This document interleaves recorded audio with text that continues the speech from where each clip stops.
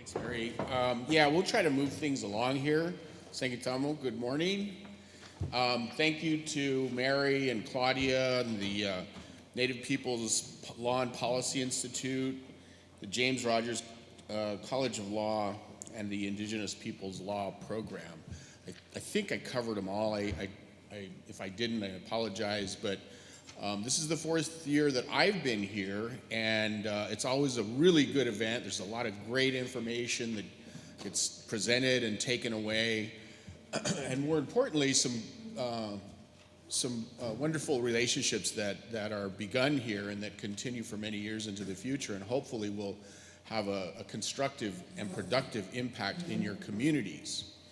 I want to thank all the presenters yesterday for the wonderful job that they did.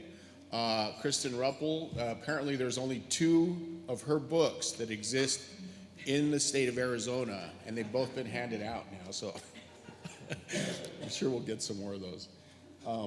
Anyway, it's my pleasure to kind of facilitate this, and forgive me for kind of delaying it, but I think there was, whenever we change agenda times, we tend to forget to look at the agenda, and that's okay, because it's the second day, there's good information. Unfortunately, Alan Sorsher and Susan Arthur.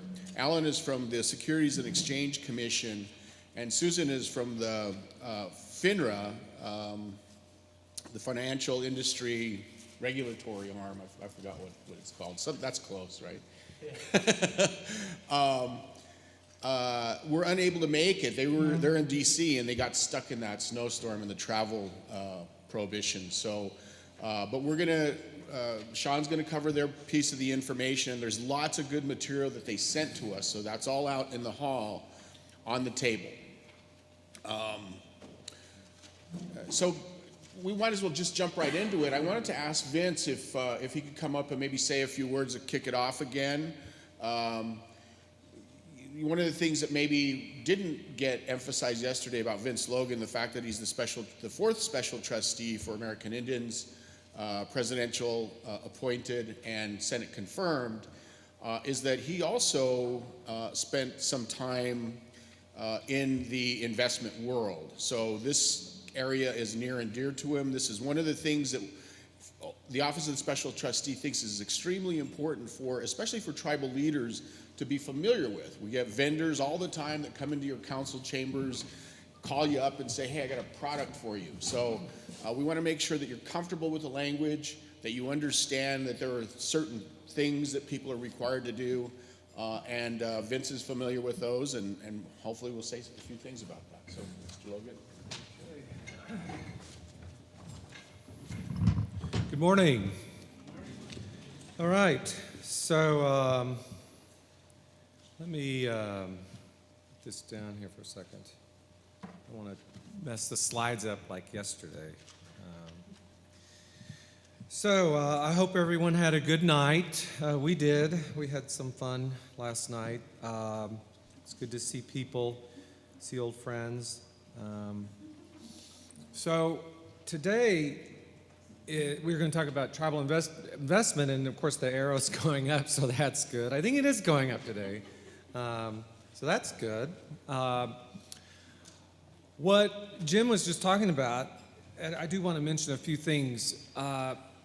When we're talking about financial education for tribal communities, that of course includes the tribes and the leadership of the tribe, but it also includes individuals. So we're going to talk probably a little bit about individuals as well. So let's don't forget the individuals as well, and that they're part of the equation.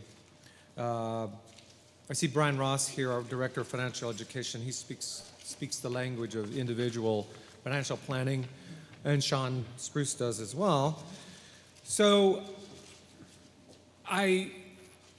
when Jim introduced me, I, of course, am always thinking about, by the way, is anyone else cold in here? I am. I'm like wearing a shawl. I know I feel old by walking across the campus here. I definitely feel old. So I want to tell you a little bit about my background, because I have been the special trustee now coming on 2 years, I guess in June it will be. And I'm just assume, that a lot of people have read my bio or know my story. I did talk about it during my Senate confirmation hearing, but I want to tell you a little bit about it in case you didn't know, and it might put some context into why this is important to me. But it's important to everyone at the OST. It's not just me. So when I was in law school in my third year, some friends told me they were hiring at the state of Oklahoma, the Attorney General's office. So I went up there and I got the job there, and I was an intern there. And then while I was studying for the bar, and they put me in the criminal division. So I spent most of that year and then the bar time working on criminal cases, and they had the death penalty. They have the death penalty in Oklahoma. Do they ever? And we were working on death penalty cases and murders and things like that. So we were talking about this last night. At that point, after a while, I had enough dead bodies. I'd seen enough dead bodies that I figured that there must be something else to do for a living other than investigate murders. So I although it was a great job, I moved to corporate law then. It was about, I guess, as far away as you could get. I went to work for an oil company, and then I moved to New York City to go through an international program at Columbia, and then I got my first job at a shipping and aviation firm on Wall Street in corporate law. So I spent the next 15 years or so working in aviation, back and forth. I also had 2 years in the Department of Justice working on aviation mergers. So the focus of my career, for the most part, was in aviation and shipping. But I was very interested in Native American finance, except when I was in law school, I think the Choctaws had a bingo trailer and the Cherokees had like a little shed for bingo. I mean, there was nothing. It was nothing. And I don't know what it was like out here, but in Oklahoma, there was nothing. So it wasn't like there was all this opportunity in Indian country in terms of finance or project finance. So over time, I became more and more involved in the federal bar Indian law section. And I would go to the federal bar conferences, and in those days they had them in Phoenix, and then they moved them. But it was in Phoenix. And I remember being at a table with some tribal leaders, and I think they were from out west here, maybe California. And they asked me if I knew whether or not they were being charged too much for their investment account at an unnamed bank. And, they were relying on me, since I worked on Wall Street, to have that type of information, accessible, that type in my background. And I told them, I said, well, I work in project finance, which is different. That you're talking about investments. That's the asset side of the balance sheet. I'm on the other side. So it did bother me, though, because they did not know what they were doing. They had clearly signed up for an account at one of the banks out here, and they didn't know the fee structure for a tribal account. They didn't know really the products that had been bought on their behalf, and they didn't know the fees for those specific products.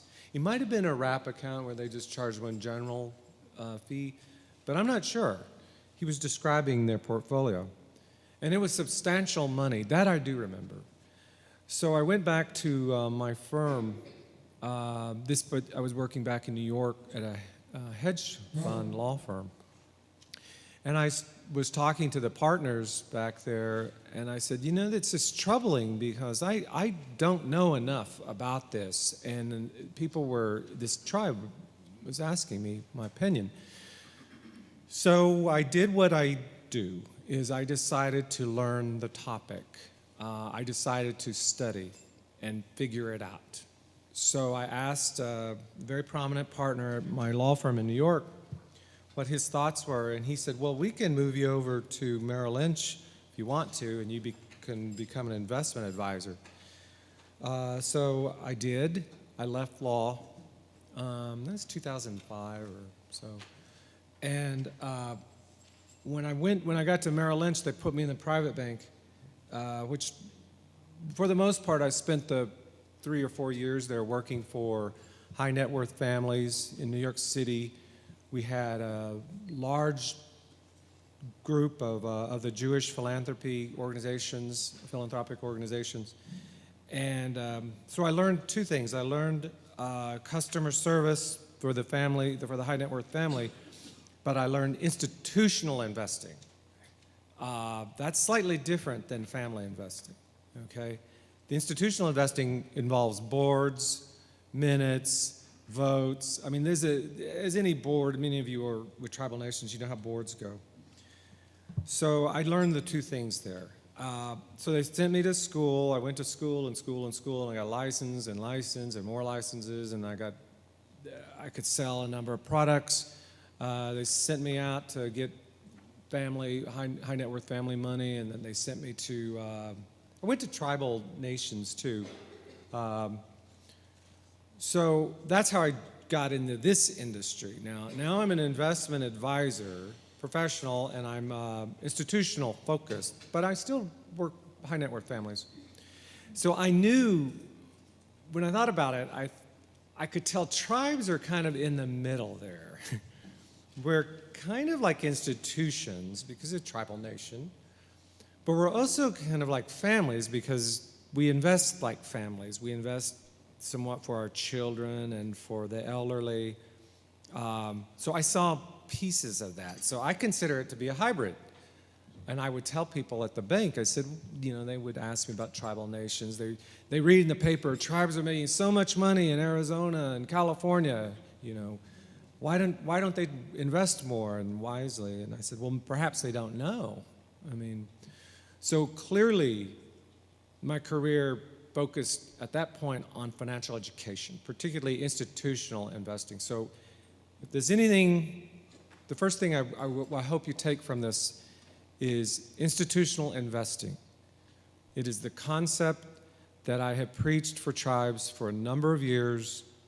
It involves establishing boards. It involves boardsmanship at the highest level, which is secretaries, getting everything memorialized, voting, RFPs for advisors. It's a process that is that universities follow.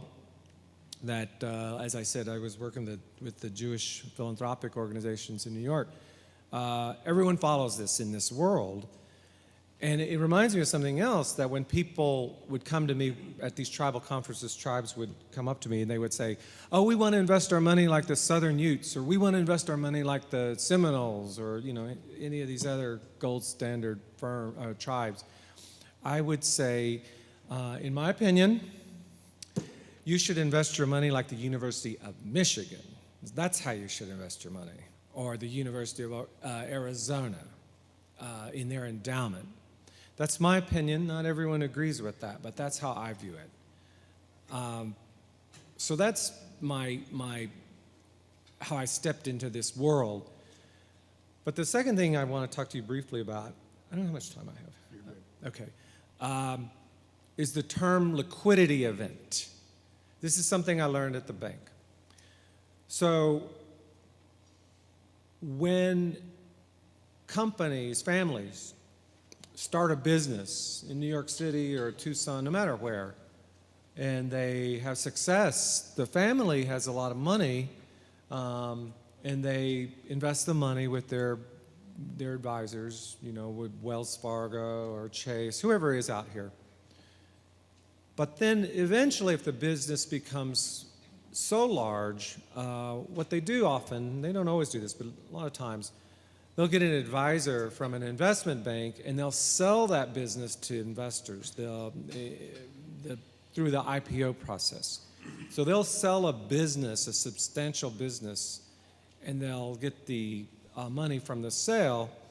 So I worked on a number of those. I would see a number of families in New York City and on Long Island and New Jersey would sell businesses for well over $1 billion. That was not uncommon. And so that money had to be invested. At that point, they became an institution rather than just a family. Highly structured, very highly using the top advisors in New York City. But the idea is the same for this audience as well. It is liquidity events, meaning any substantial amount of cash coming to an individual or to an organization. So that's the second thing I hope you remember is liquidity event. Now maybe Sean and Brian knows all of this too. So when you think of liquidity event, you always think about one thing, at least I do, is lottery winners, okay? So they, especially this last lottery, right? They all had the winners received substantial sums of money. So one day you have, X amount of money in your checking account, $200, $5,000, it doesn't matter. And the next day you find out that you've got, millions of dollars at your disposal. So you would think that everything's going to be fine for the rest of your life, but the numbers would indicate, right, Sean, that it's not always the case, that this doesn't necessarily mean it's a life-changing event, but sometimes it's not all good for good. Many people get in debt. It's a long story, but the point being is that it all starts with a liquidity event. So I'm thinking right now about the land buyback program as a liquidity event for lots and lots of Native American individuals. All over the Indian country, the liquidity events are happening every time that offer is taken and every time they receive a check. So in my mind, this is the time to be very smart and very astute. But the problem is, once again, that the information may not be out there, or the tribal individual may not have done their homework. But that's what we're about. We're here to help you, either as a tribal beneficiary or individual beneficiary. Our goal is to provide financial education. It's not just our goal, it's in our DNA, it's part of what we do. But bear in mind this liquidity event of the land buyback program and the Cobell settlements and the tribal settlements, it all comes together as a wave of cash to Indian country. And I don't know about the actual number. I remember what the White House told me. I think they guesstimated over $5 billion. $5 billion in cash went to Indian country over the settlements and Keep Siegel settlement and the tribal settlements, now the land buyback program, which is adding another $1 billion onto that. So that is a monstrous liquidity event. Keep that in mind. Because the bottom line on that one is it's financial education or else you're at your peril. And I was noticing the information out there on the table. Please take a look at it in depth, some information about that exact topic. So I'll move on to the final thing I want to talk about briefly. This is a big problem area here. It's the unbanked and the underbanked in Indian country. Okay, so Brian probably knows this statistic. I think our numbers are really high. Native American individuals are generally do not have bank accounts or not well into the financial system. I'll just put it that way. And that's not news to us. I mean, you look around, your cousins. Like I said yesterday, I have 20-something cousins, first cousins in that area. And I don't know if they all have checking accounts. I have no idea. But we have received some liquidity events in our tribe, and I don't know exactly what they did with them. But I think for the most part, they have IIM accounts at the OST. So I do know that occasionally someone will mention that they kept their money at the OST in their IIM account. But some of it they didn't, I'm sure. So what are we going to do about the unbanked and underbanked? You look at your brothers and sisters and you look at people in this room, many of us don't have checking accounts, I'm pretty sure, or not well versed in the financial system. So what's the solution? Well, the one thing I promise I won't do is I won't tell you that the situation is so dire and we're in need of help and then just leave it at that. I'm going to tell you, we've been looking into this, but there is no easy answer. First of all, I went to the White House about this, and there are a number of federal programs. I could put a list up here of all the federal programs that are focused on this issue. All the agencies, everyone has programs and programs and programs. But what's the disconnect? Because I don't know if this is happening out there. So my hope is that the tribal leaders in the room, people active in the tribal communities, understand that these programs that are available, you have to be very active. You have to actively seek information, and you have to actively get experts to help your communities with this problem. But some of it is just merely systemic. There just aren't any banks in there aren't banks in rural America. It's not just reservations. I was on Capitol Hill talking to a senator about this from a rural state. And he said, we have the same problem with our communities. So that's kind of a different issue there. That's not a Native American only issue. So what do? Well, if you're fortunate, in my opinion, to have an IIM account, people do leave their money in the IIM accounts. There's a debit card that you can get associated with that account. Or you might check out a credit union. There are a number of alternatives, but like I said, I'm not going to leave you hanging. I promise that I'm working on this with the White House, and they're very engaged, but they just can't push a button and make it go away. They're looking at all types of alternatives, and with the Federal Reserve, but it's not going to be easy. It's like that land tenure discussion yesterday afternoon. It's not simple, and so we all have to do our work. All I'm saying for people, the tribal people, is we have to pull our side as well. We have to get the homework, find out the information, go to these federal agencies, talk to your OST field ops person, get information, get as much information as you possibly can.